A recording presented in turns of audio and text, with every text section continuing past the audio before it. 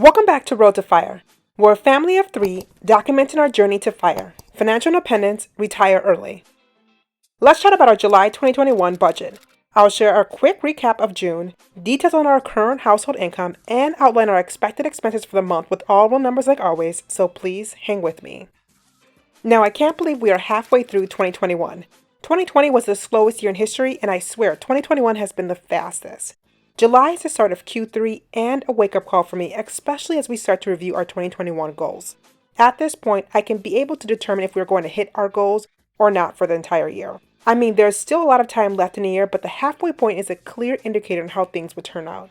I'm recording from DC right now, and it makes me really reflect on how much we have shifted and changed in the last year. Just 1 year ago, we were just starting out paying off our debt. We revitalized our fire journey. A lot can happen in just 1 year. June was an alright month financially despite the unexpected expenses. I was still able to meet 3 of our financial goals for the month, and that's what keeps me motivated. But how did our budget fare out overall? So here's a high-level June budget recap. I used to do mid-month budget check-ins, but the data was a bit misleading as I get paid on the 15th and the 30th of the month, so my bills are adjusted around that. I wish I was paid bi-weekly to have those 3 pay period months, but I've adjusted. But on the flip side, my husband and I get paid on alternate weeks, so there is always a check coming in every week. But moving forward in my budget videos, I'll outline the expenses that we struggled with and the areas that we did better than expected. First is groceries. We plan to spend $325 for our family of 3 and increase our budget month over month due to inflation, and we actually only spent $313, which is a win for me. But for restaurants, let's just say we struggled here. We planned to spend $200 but actually spent over $372. In my defense, I did take 2 people out to eat this month that definitely impacted our budget. Childcare. So my son moved into different class and that increased his fee for the month, so we planned to spend $1,296 and actually came out to be around $1,660. And household, I talked about this in my last video. We planned for about $100 for household items and spent $314, and that was mainly due to the new AC window unit we bought. But overall, our budget was not as bad as I thought because we got higher than expected income from YouTube and some rollover money as well that helped offset these expenses. So our budgeting steps have not changed, but I love to outline it just to show how easy budgeting really is, well, at least for us. We only have 3 main steps. My husband and I use a joint Capital One card, and I'll link to the card below if you're interested, which we use for nearly all of our expenses. A few companies do prefer direct checking account payments versus credit cards. Next is we automate all of our savings. We make slight adjustments month over month as our income fluctuates, but all of our investing transactions are automatically set for the year. Lastly, we have bi-weekly check-ins just to help us stay on track for the remainder of the month and to make adjustments as needed. I create our budget in Excel, and yes, I'm working on finding a way to upload our template so it's available for everyone for free. I really want to make sure that all of the cells work perfectly before I upload it, so sorry for the delay on this. But in a given month, I spend about 1 hour on budgeting, if that. So let's review our projected income for the month. Our passive income has continued to be steady, and that is due to my YouTube channel and our rental income. Our tenant is set for another 12 months, so that stress has been lifted off my shoulders. I did ask this community a few months ago about how to go about raising the rent, and most people advised to not do it, and so we didn't. My husband and I manage our finances jointly as a household, but I'm the budget nerd, so I go through the numbers, but my husband has visibility to all of our accounts and password if he ever cares to go into it. He doesn't, but just in case. Right now, we have our business and household income tied together, but as we move out of our house hack, that will change to make things easier for tax purposes moving forward. Okay, here's our July income report. Our W-2 is now 81% of our income, and that is 100% better than it was this time last year. The more streams of income we can have, the less reliant we are on our 9-to-5s. That's the goal. But here are our details. Our W-2 income is an even $11,280, and that represents after 401k and HSA contributions. This is the same from last month, but will decrease next month as we continue to catch up on my husband's 401k contributions.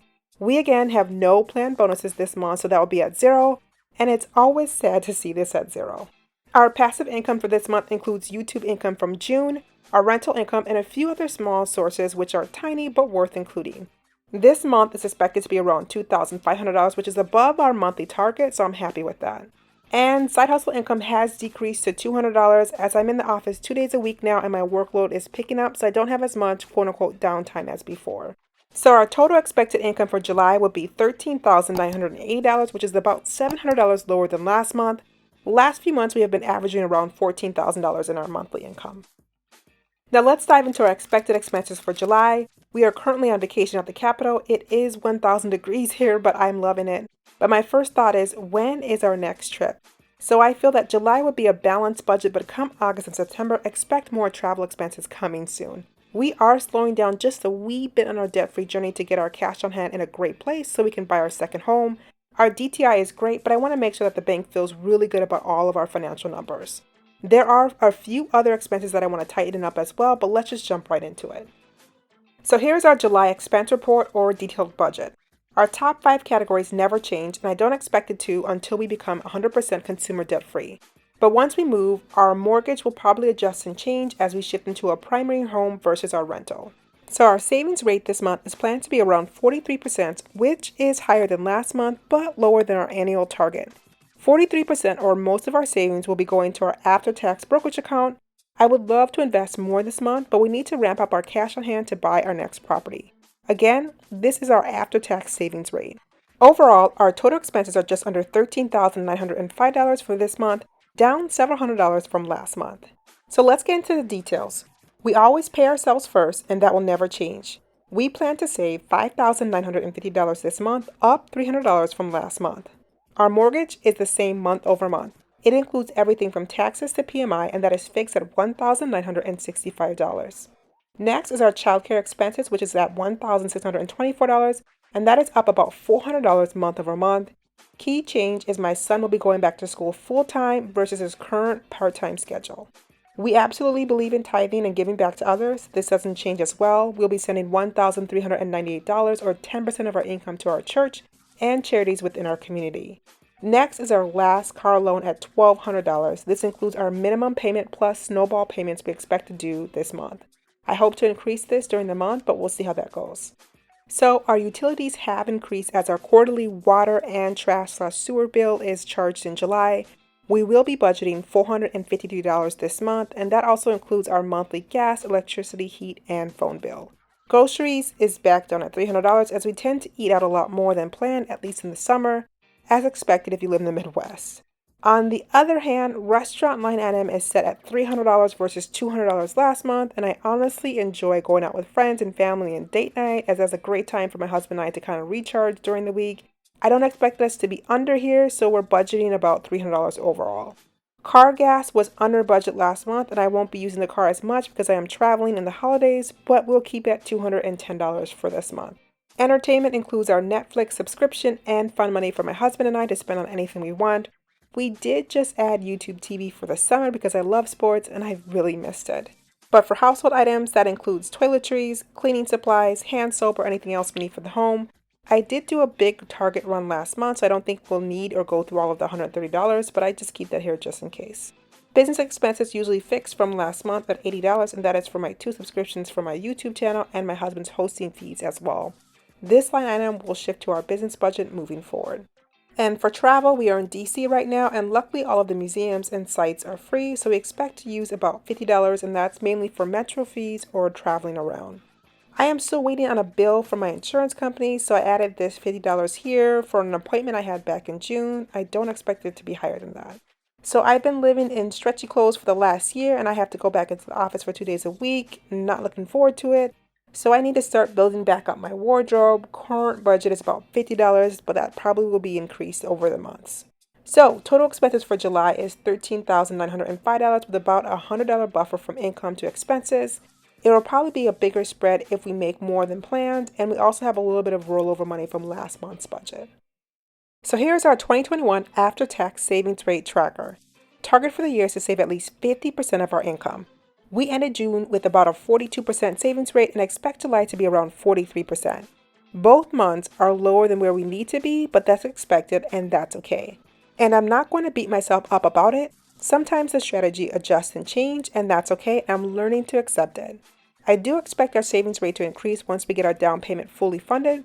Right now, our average is around 47.4% for the year to date, which isn't too bad. Curious, do you track your savings rate? Let me know down in the comments. So last month, we hit 3 of our 4 financial goals. And I could almost say that we were able to hit the last one, but I'm working on 2 partnerships with my channel, so happy to get that at least started. This month, I'm focusing all about the numbers. The first goal is to make at least $650 in YouTube income, really working to create more engaging and exciting videos this month that might be a bit different from my normal content. Number 2 is to send $2,000 to our emergency fund. I really need to get this back up to over $25,000, which is our goal right now, and we're currently sitting around $15,000. Number 3 is a little different. I really want to start decluttering before we move, so the goal is to give away or recycle 25 items. And the last goal is a stretch goal. The better we are with our expenses this month, the easier it will be for us to hit this goal. We're shooting for a 45% savings rate, which is 2% higher than planned. Monthly goals keep me motivated, so I love setting them and I love hitting them, or at least trying to hit them each month. So I'm working on our mid-year goals review video. It'll be a quick review on how we're tracking towards our 2021 financial goals. We set lofty goals, and at a glance, we aren't doing so bad.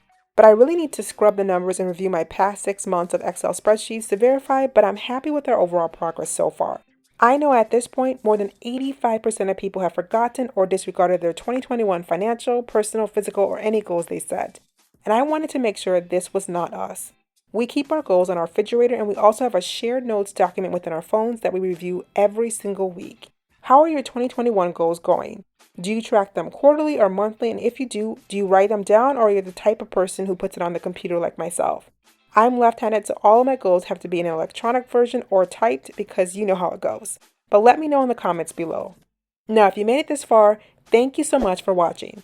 But don't forget to like, comment, and subscribe below. Until next time.